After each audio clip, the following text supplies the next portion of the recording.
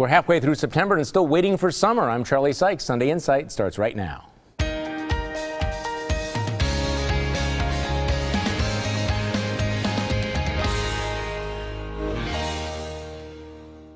Good morning and welcome to Sunday Insight. In the week that was, the nation remembers. Last Thursday, the nation marked the 13th anniversary of 9/11. The president announces a campaign to destroy the Islamic State, but the administration says it's not a war. A video of former NFL star Ray Rice punching his fiancée in the face raises questions about how the NFL handled that case. Rice is out of a job, and NFL Commissioner Roger Goodell could soon be. A new poll, this one by the New York Times, CBS, and YouGov, says that Scott Walker is leading his Democrat challenger Mary Burke by 4 points, 49% to 45%. The Brewers' woes continue, and the Packers go for their first win of the season later today. But we start with a controversial blockbuster. Now, despite media attempts to discredit the source, and you've read those, a new report raises troubling questions about the motivations behind Milwaukee County District Attorney John Chisholm's investigations of Scott Walker and his allies, and suggests that Chisholm may have had a conflict of interest. The report by nationally known legal reporter Stuart Taylor Jr., a former New York Times reporter who has taught law at Stanford University, says that Chisholm's wife, Colleen, was a teachers' union operative. Taylor reports that she was a union steward at St. Francis High School and that her reaction to Governor Walker's collective bargaining reforms may have influenced her husband's decision to pursue Walker via the John Doe. Citing an anonymous source, Taylor wrote, Chisholm said in the presence of the former prosecutor that his wife, quote, frequently cried when discussing the topic of the union disbanding and the effect it would have on the people involved. She took it personally. Chisholm added, according to that prosecutor, that, quote, he felt that it was his personal duty to stop Walker from treating people like this. Chisholm's private displays of partisan animus stunned the former prosecutor. I admired him, Chisholm, greatly up until this whole thing started, he said. But once this whole matter came up, it was surprising how almost hyper-partisan he became. It was amazing to see this complete change. Chisholm and the Milwaukee Journal-Sentinel have pushed back hard, trying to raise questions about the credibility of the source through an attorney. Chisholm has denied the charges, saying that the allegations were scurrilous, desperate, and just plain cheap. Joining me on our panel this morning, the Milwaukee Community Journal's Michael Holt, former state representative Michelle Litchens, political strategist Linda Bruin, and media trackers Brian Sickma. Okay, let's put this in context. We know that the Journal-Sentinel says that it has outed the source. It says he's had, troubled past, former Milwaukee police officer. Is this story credible? Charlie, I think right now it's credible because so far District Attorney John Chisholm nor his attorney have said that the actual allegations are a problem. They've gone after the credibility of the source. They've said this guy is not the nicest guy to know. They've said they don't like him. That's understandable. That's interesting. But at this point, if John Chisholm is to go after, and if he's to use the media to go after the source, it raises questions about his own judgment because he hired this guy to work in the Milwaukee County District Attorney's office. Okay, I mean, we had not known before this week that Mrs. Chisholm was in fact a union activist, a union operative. I mean, that would. I don't know that John Chisholm had talked about that. I don't know that the media had reported that. So we know that's the fact. We also know, because you had reported at one point, that 43 members of the DA's office had signed recall petitions. The chief investigator had a recall sign in front of his house. Correct. There was ample evidence throughout this John Doe investigation, from the first John Doe, which culminated right around the time of the recall election in 2012, and then as the second John Doe has moved forward, there's ample evidence to show that the Milwaukee DA's office was involved in partisan prosecution. Okay, Linda Bruin. It's hard at this point. I think it's too early in the story to know exactly what's happening, because we haven't yet had a statement from Chisholm directly about it. I think that'd be very interesting to have.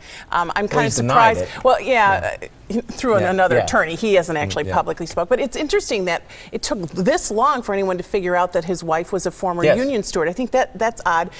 I have a concern about some of the timing. The Seventh Circuit Appeals Court, is about ready to hear the oral arguments in the lawsuit. You're right. Against Chisholm. So that timing is suspect. And I think until everyone comes forward, says their piece, and is on the record, we won't know. This is a political vendetta. We know it, because if it was not, Chisholm would have been investigating, working together with Barrett and the unions during the recall. We know this is about politics, and I think anybody who's been married knows exactly what goes on in the bedroom. Okay, Michael Holt. Okay, well, I don't know what's going on in the bedroom. I can pose a question: who listens to their wife?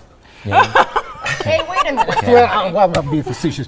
What I'm saying, it's probably more partisan politics than it is the influence of the wife. I doubt if this, your spouse is going to intentionally force you into a multi-million dollar he obviously didn't force it, but here is the question, and Linda asked the question. So after all of these years, after all of the stories, after all of this intense coverage, why now do we find out there's a conflict of interest, particularly when there has been this proctological examination of conservatives, of Scott Walker, of the targets of this investigation? Every little detail of their lives has been probed, and yet no one has ever turned the spotlight again against the prosecutors. Maybe it's time to investigate the investigators, to find out what is true. I also think it's extraordinary, number one, that John Chisholm was so aggressive in leaking out negative information about the source of this story, the former Milwaukee police officer who is now a lawyer, that, having denied that he leaked out damaging information, he clearly was leaking out through his attorney information about voicemails that were left by this by the source, other details about this. It's also interesting how utterly invested the Milwaukee Journal-Sentinel is in this investigation, so that their entire focus was not in determining, are we dealing with prosecutorial abuse? Are we dealing with partisan bias? No, they set out to destroy the reputation of this source, this whistleblower. What is your glass half full this week, and what is your glass half empty? Let's go around the table. We'll start with you, Michael Holt. Well, my glass is half full because President Obama has announced an aggressive response to international terrorism. My glass is half empty because some of the same people who contributed to our current predicament now have the nerve to say he's not going far enough. Michelle Litchens. My glass is half empty because AFSCME, a public employee union, said they will wage an all-out war against Scott Walker this election. But it's half full because I think they tried the war thing before and it didn't turn out too well for them. Linda Bruin. My glass is half full because the 12-year-old Racine girl who was stabbed by a 13-year-old boy is going to recover. But my glass is half empty because of her trauma and because of the boy. If he'd made better choices and had better adult intervention, perhaps he wouldn't be facing up to 60 years in prison. Brian Sigma. Well, my glass is half full because Democratic Attorney General candidate Susan Happ is finally being held accountable for a conflict of interest between herself and an alleged sex crimes perpetrator who was involved in a land deal with her and her husband. But my glass is half empty because the victim recently spoke out and said that justice was never done in the case. Well, my glass is half full because the NFL finally did the right thing on Ray Rice. It's half empty because it took a video of him cold cocking his fiancée for them to do it. Next on Sunday Insight, we have a deficit. No, wait, we have a surplus.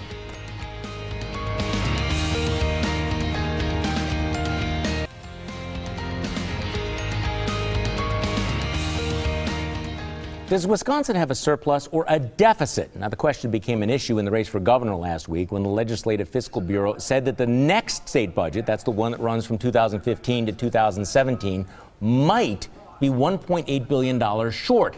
Democrats were quick to jump on the number, but Republicans countered by saying that the current budget will end with a cash balance of about $440 million. So who is right here, Michelle Litchens? We do not have a deficit that we're going into. We have a surplus after this budget's done. We had responsible legislators and a responsible governor who put money away in a rainy day fund. We actually have money left over after this budget. They were able to lower taxes and continue to provide services. So the fact that the Democrats are throwing this out there, I mean, okay, but in fairness, isn't the structural deficit what Republicans, criticized Jim Doyle for? They criticized Jim Doyle for the $3.6 billion deficit. The governor's running on having eliminated the deficit. And now there's that big headline, $1.8 billion deficit. This is actually completely different than it was in 2010. We owed money to Minnesota. We owed money to the Patient Compensation Fund. We had to put money back in the Transportation Fund. The Democrats raised taxes and they increased spending, and the Republicans did the complete opposite thing when we came back. The bottom line with the $1.8 billion projected deficit is that's a real serious number. It's a real red flag. The problem is it's a projected number, and a lot of things could change. The economy could get better or worse. That number could be $2.5 billion or it could be $300 million. Well, it all depends on what you do. I think it's interesting that this projection assumes no change in expenditures and no changes in revenues whatsoever. So it just assumes no economic growth and nothing would be different. So it is. So do we have a deficit or a surplus? We have a short-term surplus and a long-term structural deficit, and that part of what the Republicans have been doing is irresponsible, and what whoever is the governor this next term around is going to have to deal with it, whether it's 1.8 or 500 million. Okay, Ryan Sigmund. Well, the structural deficit is a little bit of a complicated thing, and that's why I think people are trying to work through and understand what this means. The fact of the matter is, the problem with this statistic is that it assumes makes certain assumptions about a budget that hasn't been created yet. It makes an assumption about the next biennial budget. Lawmakers are going to start preparing that budget in January. Nobody knows what that budget's going to look like yet. I think the key takeaways are, number one, the state still has money in its general revenue fund. We are still paying our bills. When people think of deficit, they think automatically you're adding to your debt. We're not adding to our debt with the way this number is being calculated right now.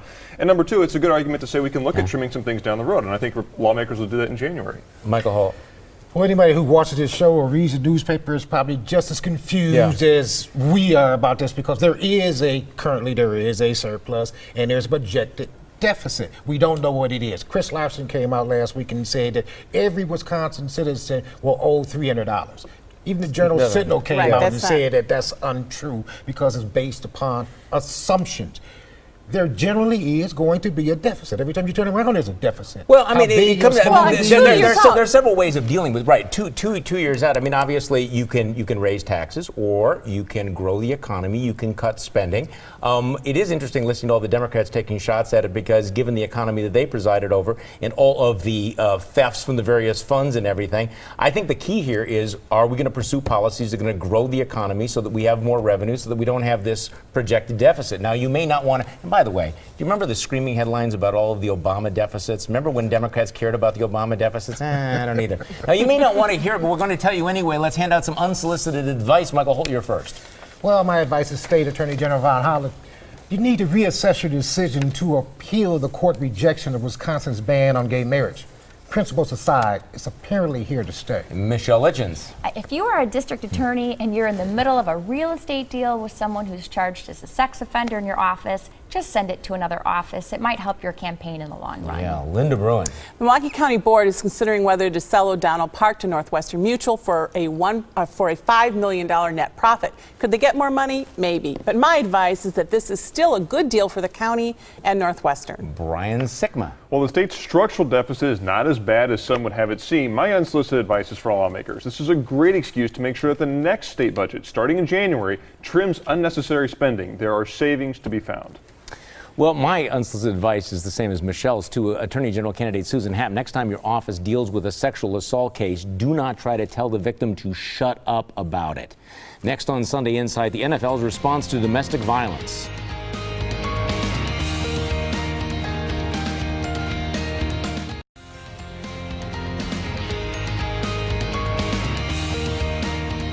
An ugly video surfaces and the NFL goes into damage control. The case has been controversial for months after the NFL slapped Ray Rice with a minimal 2-game suspension for hitting his then fiancée. But then last week, after TMZ released this new video, Rice's team, the Baltimore Ravens, moved to cut him from the team, and the NFL suspended him indefinitely. NFL officials said they'd never seen that video, a claim that has been challenged by critics and other sources. I think the larger question is, why did it take this video for the NFL to take this sort of thing seriously, Michael Holt? Because they could act on perception before. They could say, well, he hit his wife, blah, blah, blah. You know, he apologized, he's in counseling. They knew she was unconscious. He's dragging her out of the elevator. What do they think happened in there? The NFL did not want to deal with this, let's be honest. And now it's come out. Matter of fact, the most recent report is that Ray Rice said that he told the commissioner that he knocked his wife out, and the commissioner's denying that. I think this is going to have ripple effects, and I think the commissioner is probably going to be looking for a new job. Okay. Michelle Litchens. Okay. So what he did was atrocious, right? He should be fired. The Ravens should fire him. I don't think it takes the whole NFL. But I think something that really needs to be discussed here is the NFL getting involved in this whole social justice thing? I mean, we had Michael Sam earlier this year. I mean, sure, we need to talk about domestic violence and everything, but really, should this have been the focus of 9/11? I mean, because this was on the top of the news that day, instead of talking about what happened on 9/11 that day. You know, we should just let the NFL deal with this. The team should have fired him. If he broke his contract somehow, they should have dealt with him that way. You know, actually, he did break his contract. The NFL has suspended 37 players since the beginning of 2014 for their infractions, and domestic abuse is one of the infractions. What's pathetic and appalling is that the NFL players know, based on the NFL's history of suspensions, that the one suspension or the one infraction you're the least likely to get suspended for is if you beat your wife unconscious. 2 people have been suspended. One was fined, one was suspended. But if you smoke marijuana, you're out 5 to 6 games. If it's harder drugs, you're out 10 to 16. And in fact, a man actually killed someone while driving drunk, and he was suspended. And he was suspended for fewer games than someone who took performance-enhancing drugs. That's why this was so controversial that he got this 2-game suspension when another guy got a much longer suspension for just smoking a little bit of weed. But we all knew what happened there. I guess that's the question. Are we living in an age where if you don't see it on videottape, it just doesn't register? No, we're living in an age of that, plus the fact that the NFL protects their players from anything that doesn't directly influence the game. So if they do something that might hurt their performance, they'll go for the jugular. But if they beat their wife or beat someone up, it's not a problem. The bottom line is the NFL is an organization designed to make money. And if this was something that's a bad PR move that's going to cost them money, they're going to react to it.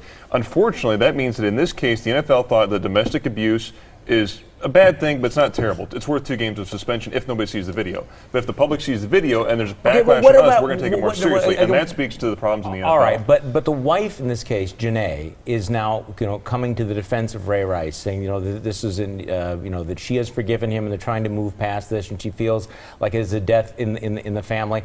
How is society supposed to react to the wife, the battered woman, saying, "Look, this is between me and my husband, and me and the other person. Why are you making it a big issue?" And I think this is part of the complication of this because, and again, it's the problem with prosecuting domestic violence as well, when the victim sometimes will not come forward, when the victim becomes an enabler of the man.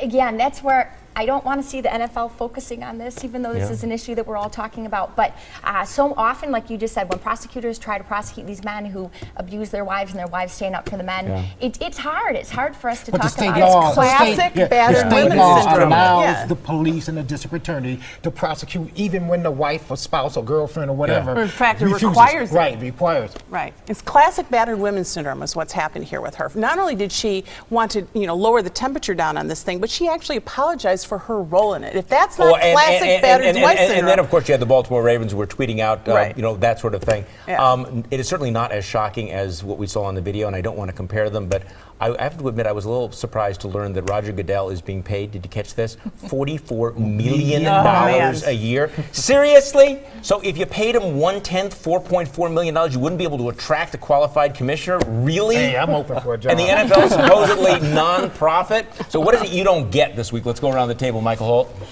Well, what I don't get is why those who have never fought in a war are the first to order our troops into the line of fire.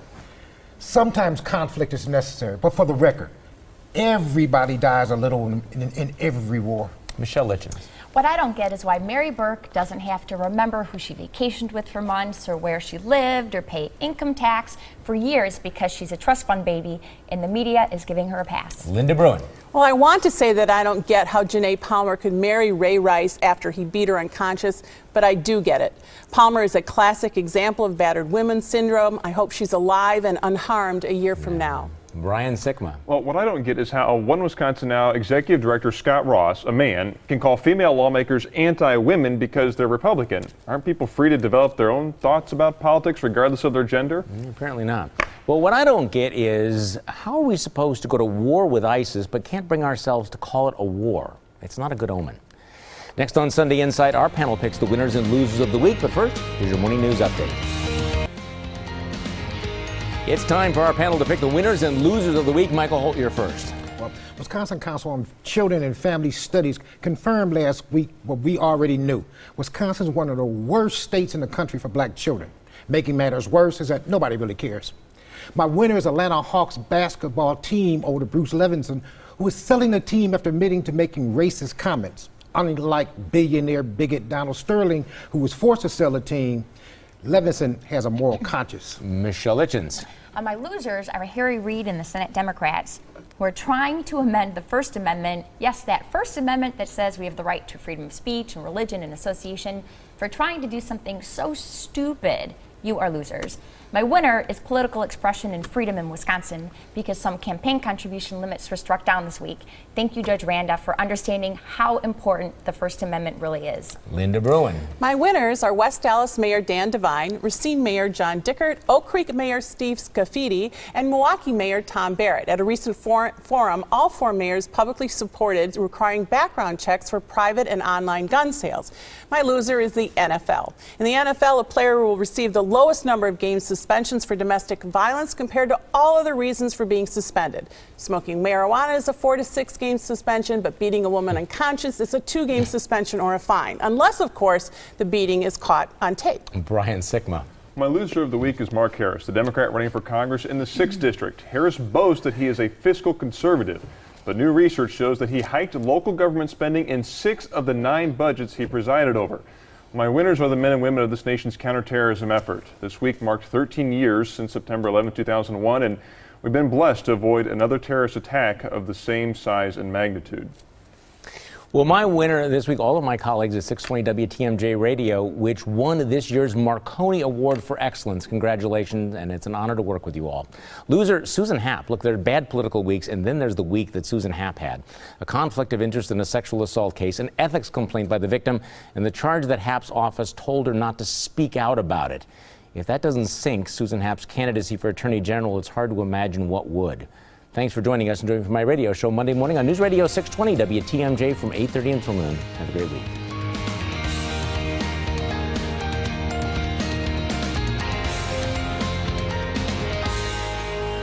WTMJ